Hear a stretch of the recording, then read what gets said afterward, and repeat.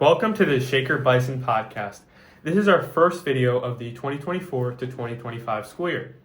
We would like to apologize for the late start as we're starting in January of 2025, and not to mention, Happy New Year. Happy New Year. Yeah, Happy New Year. So, my name's Renat Gosmanov. I'm Surya and we are both juniors who work in the Shaker Bison podcast. So, the first topic of today's podcast is going to be block scheduling. So, as all of you know, this year, we switched to block scheduling. So basically, 4 blocks, each 84 minutes long with 7-minute passing periods, as opposed to last year's 7 periods with only 5-minute passing periods. So, what do you think? Are you liking it? Is there anything you would change? Well, first of all, I'm wondering, what do you think the reasons are we switched to block scheduling? I would say maybe because to alleviate the amount of homework that students have to do each night. Do you think that's been happening? Have you been getting less homework? Yeah, I feel like there's substantially less. I agree. But is it, one thing that I found is slightly annoying, per se, is the fact that we don't see our teachers every day. And what I've noticed, at least in my rehearsal groups, such as chorus, band, orchestra, it's tough not being able to rehearse every day, and it leaves you to do more practice at home, right? Yeah, I can't relate because I don't do any instrument or chorus in school anymore. Mm-hmm. But yeah, I see what you mean. Like I feel like that would negatively impact you if you were to only say practice twice in a week, as opposed to last year's 5 days or 4 days if 8 rotated in. Not just for music classes. It's seen in like my math class. We don't get to see each other every day. That's just less practice we get to do. Same for intensive classes like physics, where it's just practice. Right? Yeah. So I know there's a lot of things that we can knock about this current block scheduling, but there's also some pretty good stuff. So I like just to start off, I like how there's 7-minute passing periods now. I feel like that's so much more time than last year's 5 minutes. Yeah. I don't feel rushed going from one class to another, and even though now you can't get breakfast, you would still be able to get breakfast if they allow it. You can't get breakfast during a passing period, at least, But it eliminates the stress of being late, first of all, which I guess with the 5-minute passing period last year was a little, more common, being late, stuff like that. And another thing with last year's schedule is that you would have all your classes every day except for an 8th period, which would rotate in, for example, if today the 8th period took the place of period 1, then tomorrow the 8th period would take the place of period 2. So what's different about this school year is that instead of having nearly all our classes every day, we only have 4 classes every day, and it alternates. Yeah, so I feel like that 8th period rotating in and taking a class and making it so that you don't have to do homework for that class the night before is basically what we have for every single class now. It takes so much stress off. Yeah. And plus, if you have class on Thursday and your next class is on a Monday, you have 3 or 4 days to do the homework, which is really nice. So generally, have you enjoyed block scheduling more than... Yeah, I would say the positives outweigh the negatives. And for sure. One other thing with study hall or prep, if you have prep and then, or study hall, and then plus gym, you have basically a whole period of study hall, and then plus you still have that gym. So I feel like that's nice because you're able to, do some work before going to gym. So overall, we'd say both block scheduling and our previous system we'll call the 8 rotating scheduling. Yeah. Both of them have their own pros and cons, but we have been enjoying block scheduling so far with not many complaints, except for the new lunch system, in which second lunch, which starts at, do you know? I think it's around 12:10 or something like that. Or no, 11. I think it's 12:20. Or 11:20 and it starts, third lunch, which starts at 12:05. 12:05, Those are fine, I guess, regular lunch times. But first lunch this year starts at 10:41 a.m., a time when most people, if they haven't had school that day, they would be eating breakfast. But instead we're eating lunch at 10:40.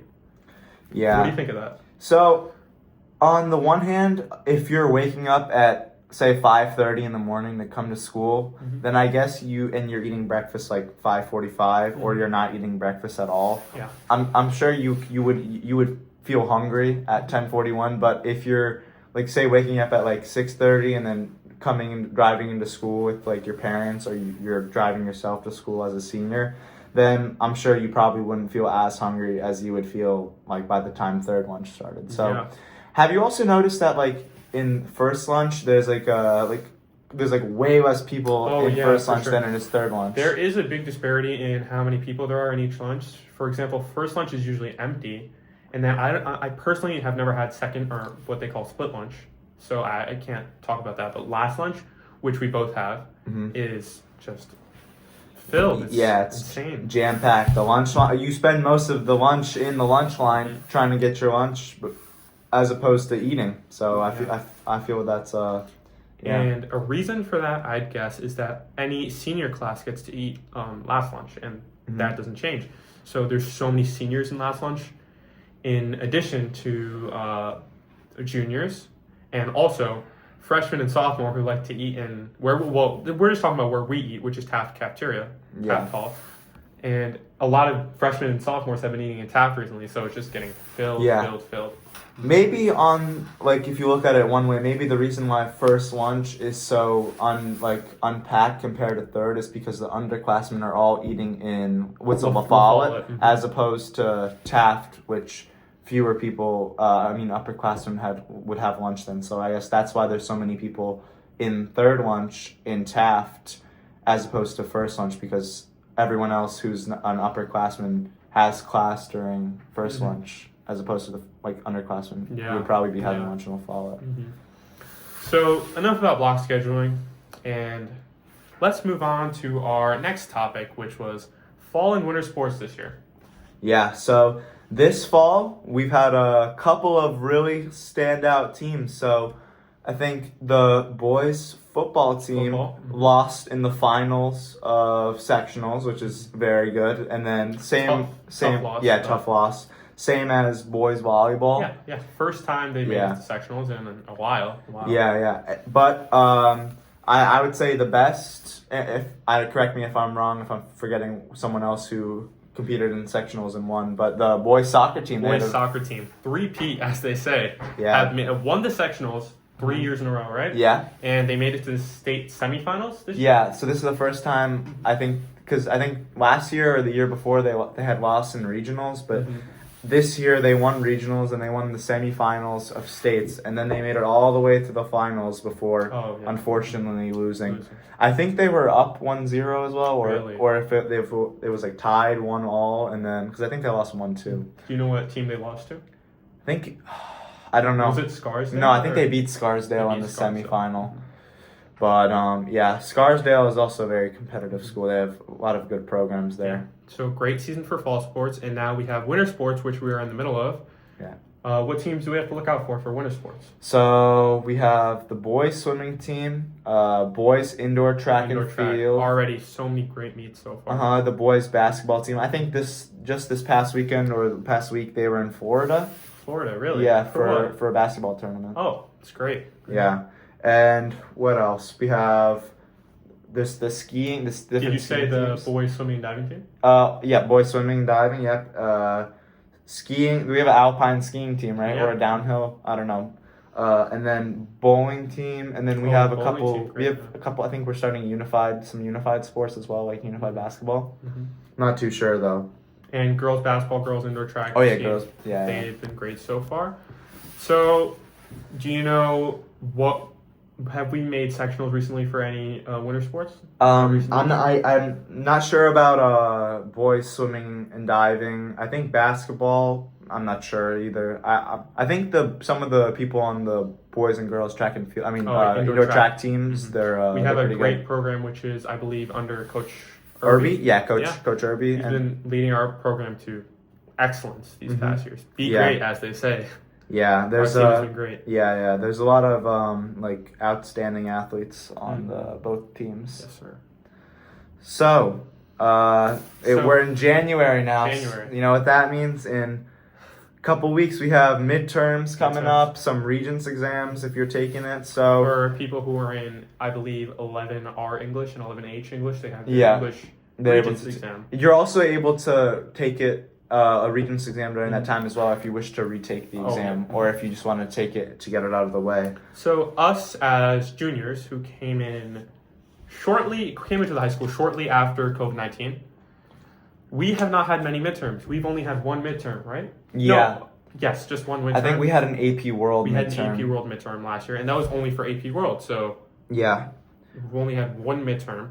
And I believe that was because of the aftermath of COVID-19. Mm-hmm. In the years prior to COVID, almost every class had a midterm, right? Yeah, I think, I can't speak because, of course, we obviously weren't in the high school, but I'm pretty sure some of the teachers had, like, material ready to go because I think that would be the only logical thing because if you're teaching throughout the year, why would you not want to have like a cumulative like exam halfway through the year to see how far you've come? Midterm would be worth 5% and Regents would be worth 5%, right? For most classes. Yeah. So this year, what midterms do we have?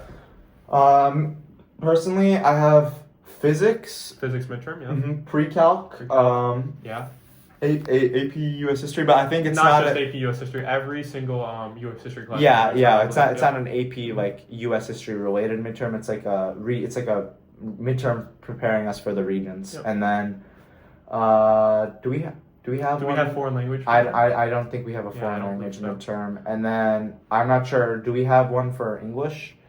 English, I don't think so. Yeah, I don't think we have one for English. But still, this is more midterms that than we've had in previous years, and I think it'll only go up from here. The midterms we have. Yeah.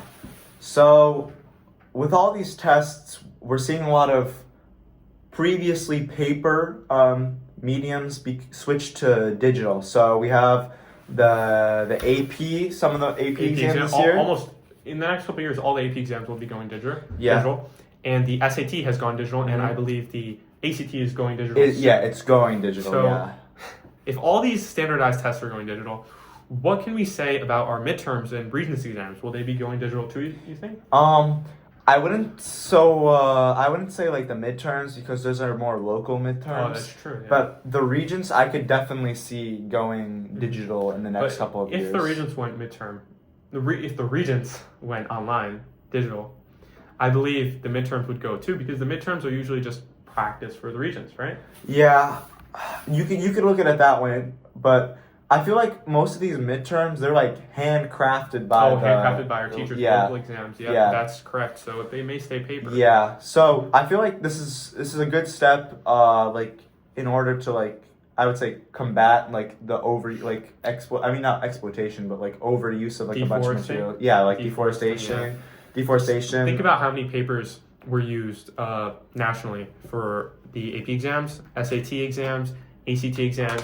Nearly every student would take the SAT and ACT exams, and many, many students would be taking the AP exams, multiple AP exams at that. So think about how much paper we're saving here. A lot. Yeah, that's really good on a lot of these organizations to go. So digital. Do you think how can we compare these digital exams to the previous paper versions? We personally have taken the digital SAT and the digital PSAT.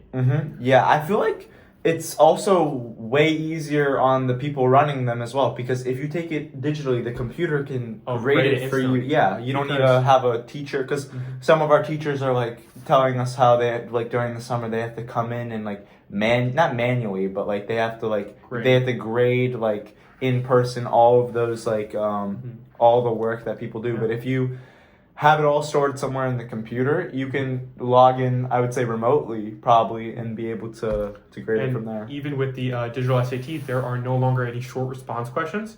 Every single question can be graded by a computer, right? Yeah, they probably have the score, your score. Ready, the moment you take it, they're just developing the curve. Yeah, there is a curve on the SAT, right? A little bit, I would say, yeah, because they have like your score out of however many questions there is. So like, say you got like 5 questions, or I mean like 20 or 15 questions wrong. They have like your raw score out of like however many questions there is. They just need the time to develop. Need to convert it to the 1600 scale, and that's probably what takes a while. Another thing that takes a while is inputting it into their data because they track every single test we take, and they put it into the national, like the nationwide, statewide And then like the regional in our district statistics. They need to compare them all and then see like what percentile you fall into. So do you think the digital SAT seems harder than the paper SAT? I would say in some aspects it's harder, and in some aspects it's easier. Because with the digital SAT, there's Desmos. Desmos is